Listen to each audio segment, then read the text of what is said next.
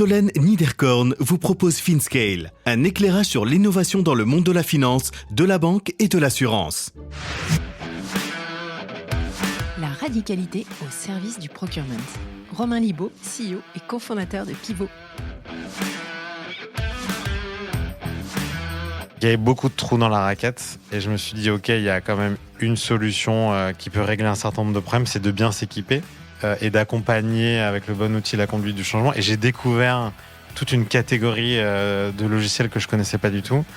Et j'ai eu l'impression de faire un bond dans le passé en découvrant ces outils. À l'époque, on était en 2022, je me dis, waouh, ça existe encore ces logiciels.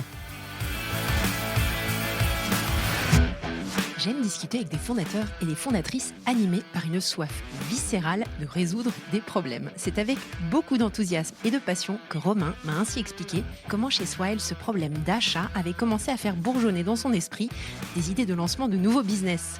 Il nous explique comment, après avoir fermé ce chapitre entrepreneurial, ce problème de procurement a commencé à l'empêcher de dormir et s'est transformé en la création de Pivot.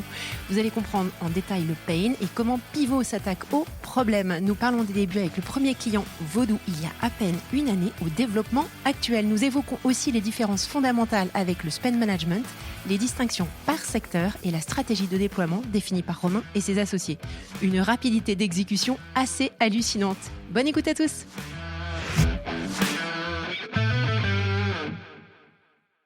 Bonjour à tous, bonjour Romain. Salut.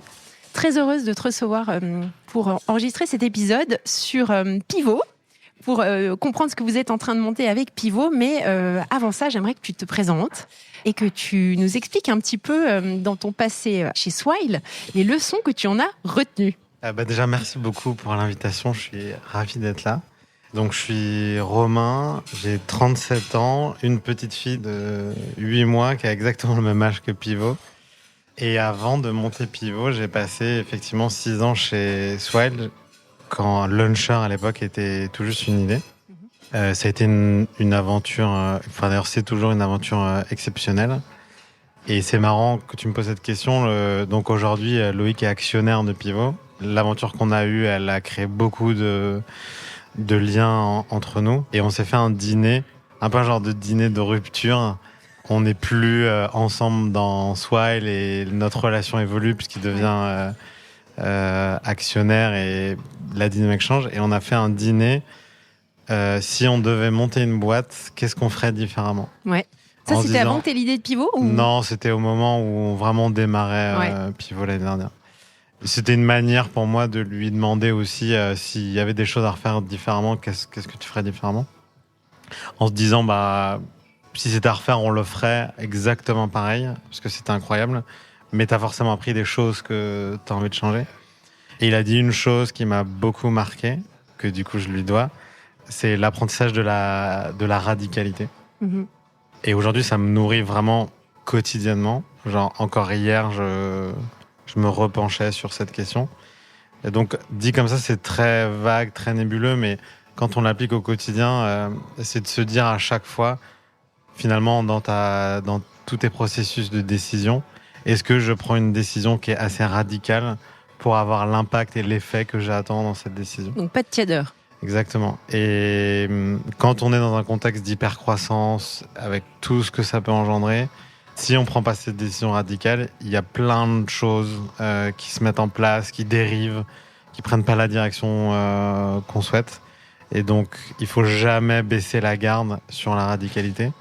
Et en fait, je me suis rendu compte au travers de l'expérience de Swile qu'on n'est pas naturellement radical, parce que c'est relativement contre-intuitif.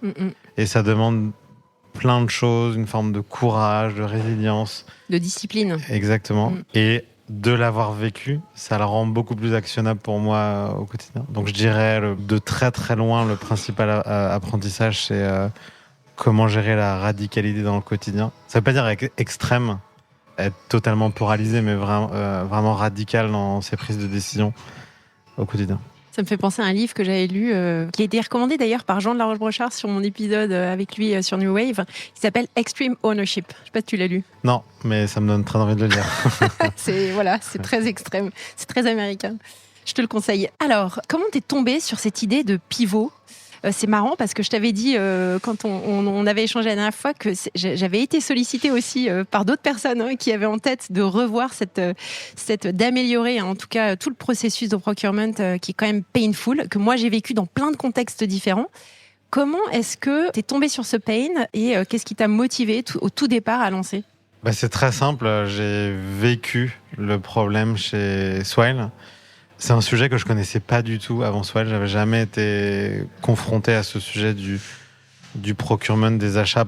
Pour moi, avant, un acheteur, c'était quelqu'un dans la grande distribution qui accueillait les gens au sous-sol, sans clim, sans verre d'eau, à sous 40 degrés.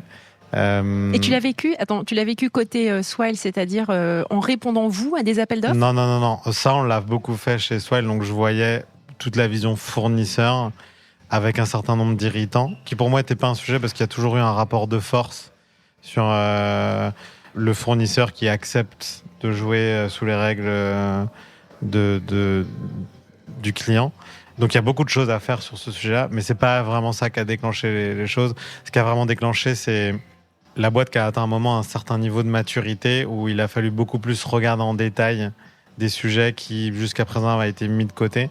Tu vois, on parlait de la radicalité. Forcément, quand tu veux grandir très vite, il y a plein de raccourcis que tu prends en disant ça on verra plus tard, ça on verra plus tard. Et puis le plus tard, il finit par arriver. Mm-hmm. Et donc, quand tu soulèves le tapis et que des sujets que tu n'avais pas voulu adresser, tu te rends compte que c'est vraiment compliqué. Et Swile a eu un agrément établissement de paiement, établissement de monnaie électronique. Donc, on savait qu'il y avait des enjeux de reporting qui allaient arriver auprès de la CPR. On a commencé à travailler sur des certifications, ISO 27000, SOC 2, 9001, etc. On avait aussi un sujet de cost control. On a commencé à passer sur un reporting financier beaucoup plus précis, avec des closings mensuels. En fait, il y a eu plein de signaux qui ont commencé à s'accumuler pour se dire, OK, est-ce que notre pilotage de la manière dont on dépense notre argent, sur tout ce qui est pas du payroll, est suffisamment granulaire Et la réponse était immédiatement non. Et donc, immédiatement, on s'est dit... Tu gérais au plus urgent, en fait. Exactement. Et moi, j'ai toujours eu chez Swile un rôle de pompier. Donc, en gros, dès qu'il y avait un départ de feu, on m'appelait et hop, j'allais regarder. Et donc, j'apprenais à chaque fois un sujet, ce qui était très bien en soi, parce que j'avais cette naïveté qui force à regarder, OK, quel est le problème ? On va essayer de comprendre comment les autres gèrent ce problème-là et comment nous, avec notre ADN et nos convictions, on a envie de le gérer. Et donc, la première chose qu'on a fait, avec beaucoup d'humilité, c'est qu'on a recruté un acheteur qui venait du groupe Adevinta, Le Bon Coin, Eric. Et donc, j'ai appris, au travers de son intervention, son arrivée, tous les basiques, les fondamentaux. Et puis ensuite, j'ai vu qu'il y avait plein de sujets articulés autour de la conduite du changement.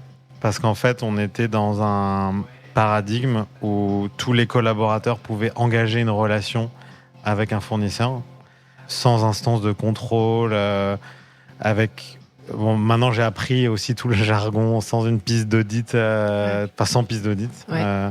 Et donc il y avait beaucoup de trous dans la raquette et je me suis dit OK, il y a quand même une solution qui peut régler un certain nombre de problèmes, c'est de bien s'équiper et d'accompagner avec le bon outil la conduite du changement. Et j'ai découvert toute une catégorie de logiciels que je connaissais pas du tout.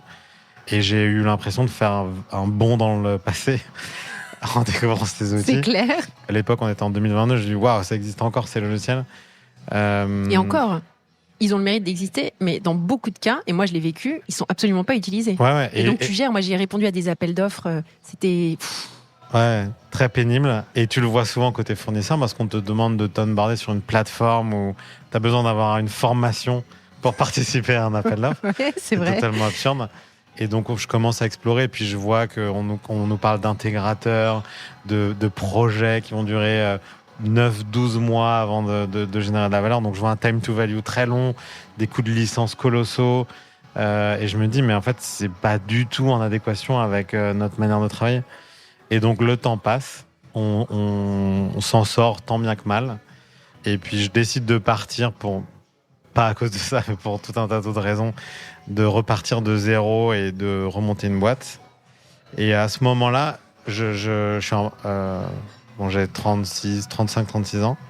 Et du coup, je suis beaucoup moins beaucoup plus conscient de ce que j'ai envie de faire pour les 10 prochaines années de ma vie. Ouais. Donc je me fais un petit cahier des charges et en fait ce sujet-là, il coche vite toutes les cases, notamment sur un sujet qui est je sais que je rempile pour 10 ans. Est-ce que j'ai un sujet qui va vraiment pouvoir m'empêcher de dormir pour les 10 prochaines années ? Ouais. J'ai tendance à m'ennuyer très vite. Et là, je vois que c'est un sujet qui a une profondeur abyssale, énormément d'interconnexions avec beaucoup de sujets. En parallèle, je développe une... Et puis c'est un pain point que tu retrouves dans toutes les industries. Ouais. C'est vraiment universel. Ouais. Toutes les entreprises ont ce problème, que tu sois régulé ou pas. On en parlait juste avant. Et donc, en fait, très vite, je me dis, tout ce que j'ai appris, je peux le mettre à contribution.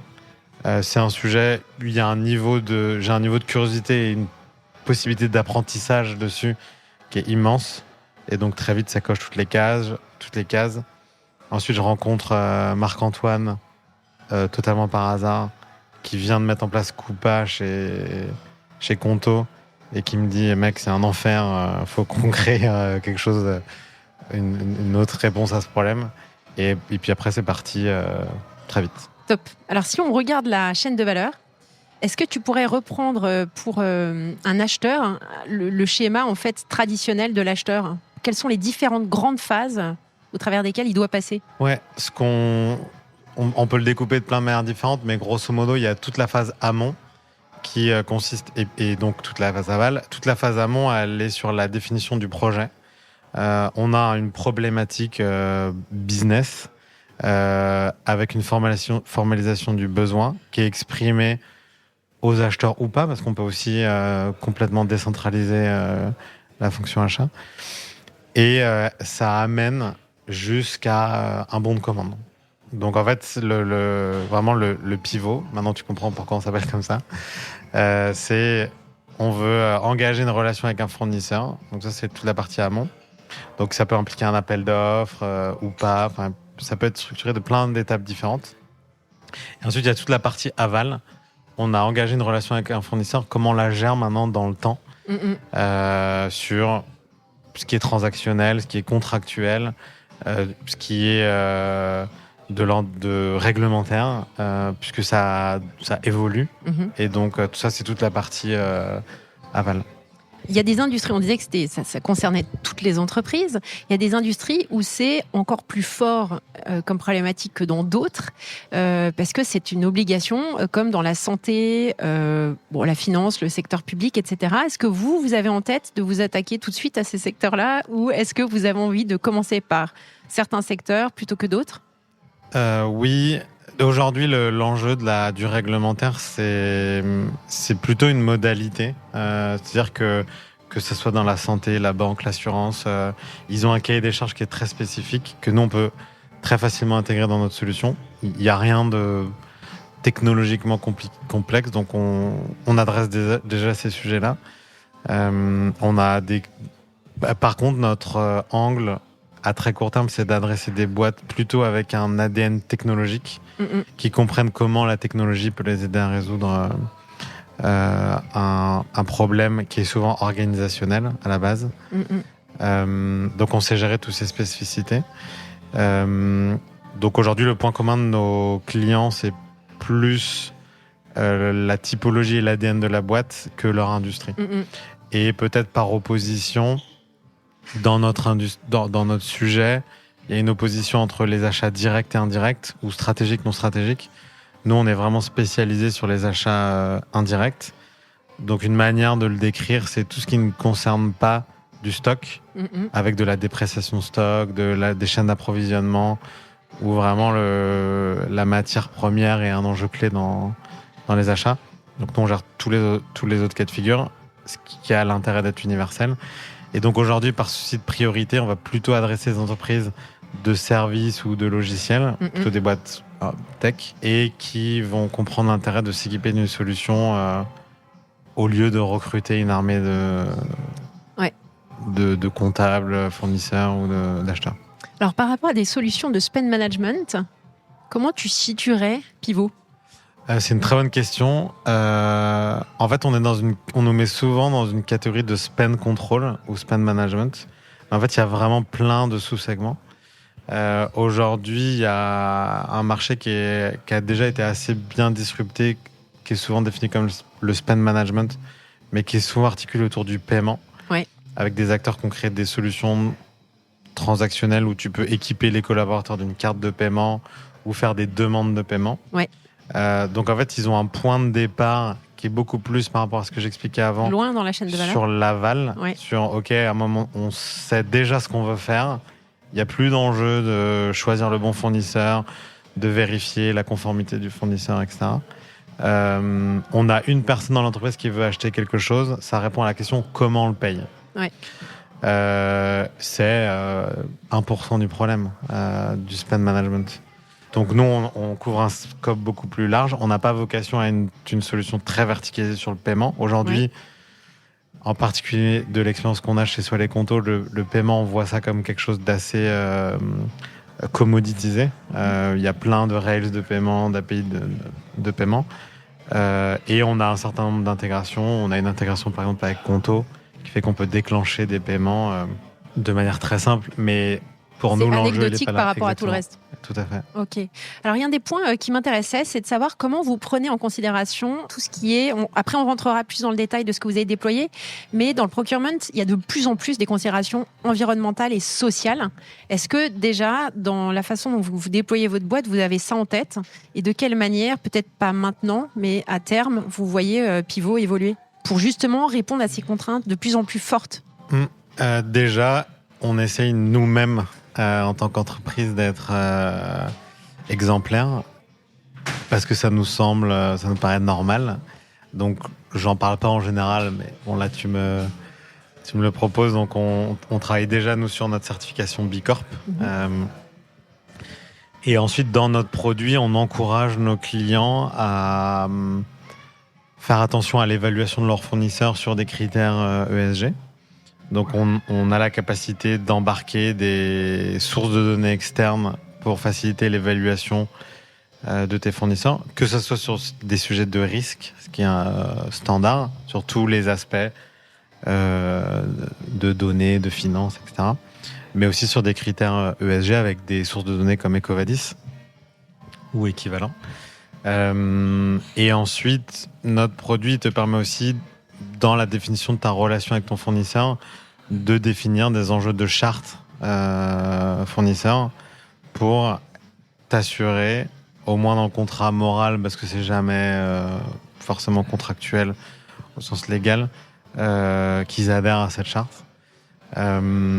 Maintenant, très honnêtement et objectivement, il y a là une réalité où, en fonction de la taille de la boîte, c'est pas des critères qui sont déterminants dans la politique d'achat. Par contre, on parle avec beaucoup de boîtes beaucoup plus grosses qui sont pas aujourd'hui dans notre prio à très court terme, mais des boîtes comme Accor, par exemple. Où là, c'est fondamental, en fait. Exactement. Et donc, pour eux, c'est central dans les décisions d'achat. Et il y a vraiment un gap entre... aujourd'hui, on est plutôt, on va dire, mid-market, entre le mid-market et l'enterprise, les Fortune 500, 440. Donc j'espère que ça va se généraliser et que ça se démocratiser. Mais il y a encore un peu de chemin. Et nous, si on peut y contribuer, on en serait très content, à minima en montrant l'exemple et en rendant ça plus facile. Tu parlais des ETI, donc votre target, c'est pas encore les ETI, mais est-ce qu'à terme, vous avez envie d'aller pénétrer ce marché-là, qui a déjà donc des systèmes qui tournent, qui sont peut-être préhistoriques, mais qui fonctionnent correctement? Est-ce que c'est ça l'intention ou pas? Oui. La trajectoire qu'on a commencé à créer, c'est de créer un leader mondial, mais ça va se faire étape par étape. Donc là, on commence à assembler les premières pièces du puzzle. On doit être très focus sur ce qu'on fait. Néanmoins, notre responsabilité de fondateur, c'est aussi d'avoir plusieurs coups d'avance pour qu'on prépare les étapes d'après. Mais oui, on veut clairement pas faire un logiciel que pour les boîtes tech. J'imagine. Non, mais déjà, si tu peux faire pour les boîtes et que tu restes dans le secteur des PME, c'est OK, mais les ETI, tu es quand même sur encore une autre dimension. Ouais, donc, totalement. En fait, il y a bon là, Pivot existe depuis à peu près 8 mois. On a un enjeu de construction du produit. Aujourd'hui, on a déjà été très vite dans la construction du produit pour adresser des besoins très concrets, très fonctionnels. On n'est pas en bêta, on a vraiment des clients qui utilisent le produit, ça tourne, et qui sont très élogieux au sujet de Pivot, donc c'est parfait. Néanmoins, on ne va pas avoir des clients si on sait qu'on ne peut pas encore adresser le scope fonctionnel dont ils ont besoin. Et forcément, des entreprises plus grosses ont des besoins plus avancés ou plus spécifiques qu'on a bien en tête, qui ne vont pas amener à plus de complexité dans notre produit, parce que c'est vraiment notre obsession. Mais il faut laisser le temps au temps. Tout à fait, non mais j'anticipe.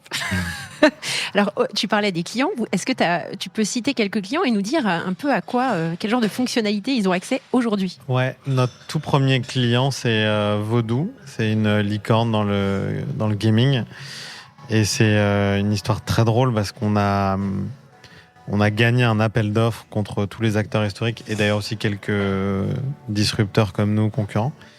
En juin, donc on a créé la boîte fin mai et début juin on apprend qu'il y a cet appel d'offres. En fait, on était gentiment hébergés dans leur bureau et donc nous naïvement on dit ce serait bien si on discute avec vos équipes. Ouais. Et là ils nous disent il se trouve qu'on fait un appel d'offres en ce moment. Vous aviez construit déjà quelque chose ? Non, on n'avait rien.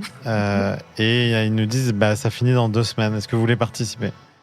Et nous, on dit, déjà, ça nous intéresse de voir le cahier des charges, donc envoyez-nous. Puis on voit un truc vraiment très costaud. Et donc là, on dit, écoute, honnêtement, ça va être compliqué. Et là, on sent en fait qu'il y a une déception de leur côté ? Non, alors non. Mais on sent qu'ils sont un peu en train de se dire qu'ils vont faire un choix par défaut. Ils sont déjà pas excités à l'idée de ce qu'ils vont avoir comme réponse. Et ils nous disent, écoutez, on adore le pitch de ce que vous êtes en train de faire. Donc, si vous arrivez à nous présenter quelque chose, on serait très à l'aise à être votre premier client. Pour nous, c'était important que ça soit pas un design partner. Pourquoi tu voulais pas ça ? Parce qu'on voulait pas ce type de relation. Ok. Et avec mes 2 associés, Marco et Estelle. Estelle, c'est notre CTO. On est très, je sais pas comment bien le traduire, opinionated. On a une idée très précise de ce qu'on a envie de construire. Et donc, on n'a pas envie que ce soit un produit créé par notre client. Ouais, tout à fait. La frontière est fine parce qu'on est quand même évidemment très ouvert au feedback. Et on voulait avoir le niveau d'exigence d'une relation client-fournisseur, avec du timing, avec des livrables, etc. Et ça nous a vraiment... que tu parlais de radicalité. Exactement. Ouais. Et ça nous a vraiment mis dans une seringue pour respecter les délais, etc. Et donc, on répond avec des Figma et une présentation de voilà l'outil qu'on a envie de construire et on gagne. C'est top. Donc ça, c'est notre premier client. On construit le produit en juillet et en août. 2 mois ? Ouais. Avec toutes les intégrations qu'il y a ? Et on lance... Non, pour Vodou, il n'y avait pas besoin de tout ça. Ouais. Et donc, on lance début septembre. Et donc là, on a un produit qui tourne en prod. Et moi, là, je prends mon petit attaché case et je vais commencer à vendre le produit. Et donc, on a un accueil du marché qui est très, très positif. Top. Et donc, ensuite, c'est allé très vite. Ce qui nous a amené une série A très vite en octobre, etc. Et donc, le scope qu'on a adressé à l'époque, qui a évidemment évolué depuis, puisqu'on sort des nouvelles fonctionnalités toutes les semaines, c'est d'abord tout l'amont, donc toute la gestion de ce qui jusqu'à présent était des conversations Slack, des emails, donc en fait collecter et organiser tous les projets d'achat. Sans bypasser les bonnes personnes, mais sans non plus créer des goulots d'étranglement. Donc vraiment, bien créer la bonne distribution de l'information, bien connecter avec Slack, et ensuite comment, grâce à toute cette donnée que tu collectes, et qui t'amène à la création des bons de commande, bien complétée avec tes axes analytiques, toute ta donnée bien consistante, et en fait, t'envoies ça dans l'ERP, et là, tu peux déclencher toutes les automatisations qui te permettent d'avoir des écritures comptables automatiques, une meilleure gestion de tes factures non parvenues, tes FNP, tes charges constatées d'avance. Et donc, ça ouvre un monde des possibilités dans l'efficience opérationnel du reporting qui est incroyable et beaucoup plus de précision, etc. Donc c'est le scope qu'on a déployé. Maintenant, on a beaucoup évolué là-dessus avec notamment un module qui est pour le coup une demande d'un client à la base, qui est la gestion du renouvellement des contrats. Ah ouais. Il y a, sans mentir, pas un seul prospect qui nous dit j'ai pas de problème sur des renouvellements de contrats automatiques où en fait la personne qui l'avait souscrit, elle a quitté la boîte et ça s'est renouvelé tout seul et personne n'est au courant. Ouais. Et donc du coup, tu as une gestion d'un problème avec un fournisseur, potentiellement un risque légal, un contentieux, c'est le mot que je cherchais. Ouais. Mais tu veux éviter ça. Donc nous, en fait, très facilement, comme on récupère l'historique. Et donc, on sait te dire, voilà, la date de début, la date de fin. On fait des dates d'alerte, t'envoies des Slack. On est connecté au SIRH de la boîte. Le quoi ? Le SIRH, le système d'information. Donc, ton référentiel de l'employé. Ouais. Avec évidemment date d'arrivée, date de départ, son rôle, son manager, son site de rattachement. Donc, ça nous permet de qualifier beaucoup d'infos dans le système d'achat. Mais on sait que telle personne qui avait validé tel projet, elle est partie. Donc, il faut que ce soit son manager ou le manager de son manager quelqu'un qui reprenne le sujet. Et que c'est un contrat qu'on avait signé il y a 3 ans, donc il faudrait peut-être le renégocier aussi. Il y a plein de choses qu'on peut faire beaucoup plus facilement parce qu'on a structuré la data, qui aujourd'hui sont un peu en flottement dans les organisations et amènent à beaucoup d'inefficacité. Et est-ce que vous avez un suivi du risque des fournisseurs ? On a la chance d'avoir créé l'outil très récemment. Et donc, il a un modèle de données dans l'architecture technique qui est très, très souple. Et une architecture multi-tenant qui fait qu'on peut vraiment créer le logiciel sans faire du custom, à proprement parler techniquement, mais en faisant un paramétrage qui est très spécifique aux besoins du client. Et donc, effectivement, un client qui a des enjeux réglementaires forts, on peut déployer des fonctionnalités qui lui permettent de gérer son risque. Mais en fait, j'ai envie de te dire, en réalité, c'est le cas dans 100% des entreprises. Parce que tu as toujours dans ton organisation un fournisseur qui est critique dans la mise en place de ton service. Je vais te donner un exemple très basique.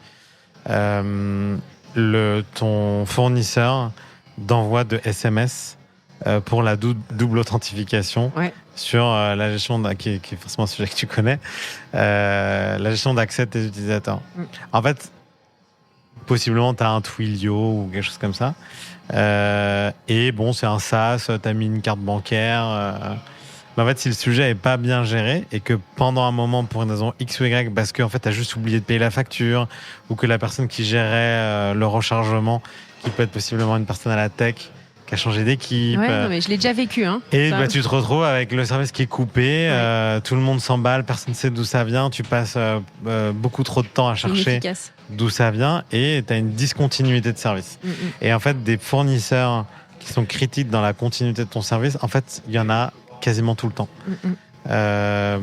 Et donc, bien piloter ça, qui fait partie de la gestion de ton risque, c'est clé. Et donc, déjà qu'ils en aient conscience, ça nécessite un certain niveau de maturité. Et ensuite, comment tu mitiges ton risque et comment tu le pilotes au quotidien. Comment tu t'assures que leurs certifications sont à jour. Donc, quand tu collectes une certification, tu as la date d'expiration. Donc, t'assurer facilement que tu aies une alerte interne et qu'une notification à ton fournisseur. Coucou, est-ce que tu peux me renvoyer la bonne version à jour de ton certificat ? Que si ça vient pas, tu sois en alerte.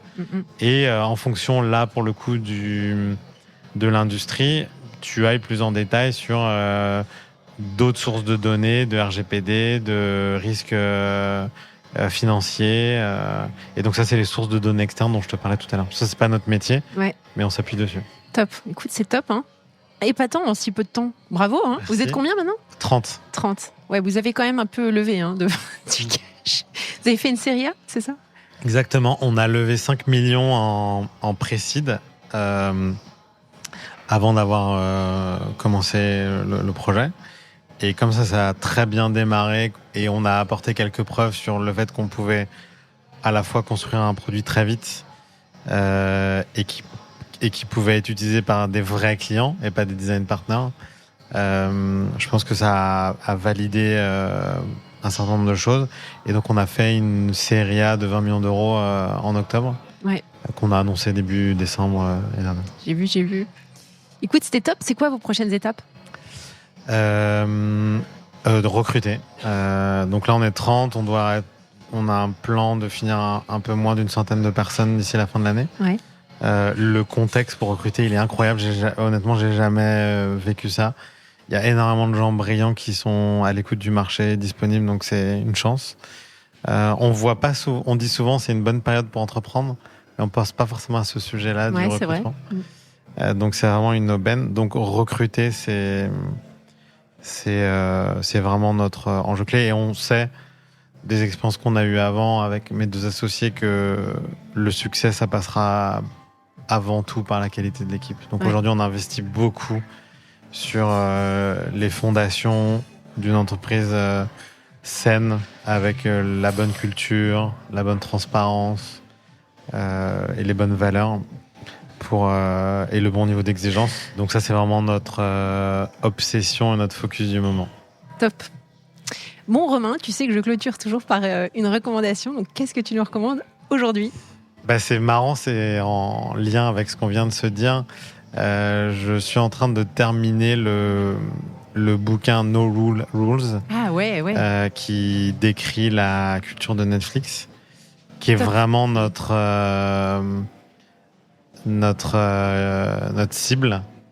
Forcément, on a quelques éléments spécifiques à Pivot, mais on se retrouve vraiment beaucoup dans cette culture